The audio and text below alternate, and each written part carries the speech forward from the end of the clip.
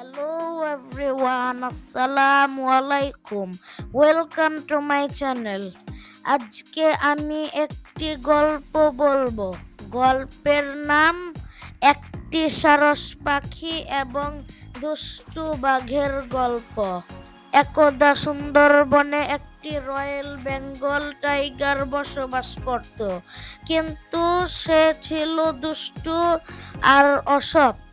সে বনের হরিণ এবং অন্যান্য জীবজন্তু মেরে খেয়ে ফেলত। একদিন সে ক্ষুধার্ত অবস্থায় বনে শিকার করতে বের হলো।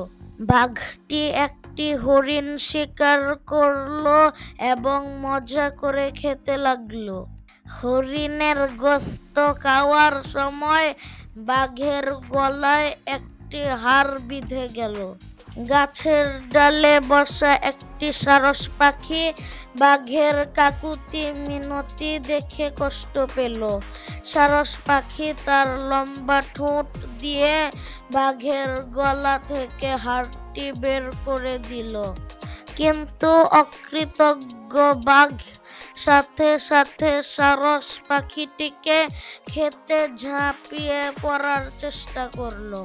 কিন্তু সারস পাখিটি বাঘের মতলব বুঝে আকাশে উড়াল দিল। সার কথা, অসৎ এর সাথে সৎ ব্যবহার করা মোটেই ভালো নয়। Thank you, bye by.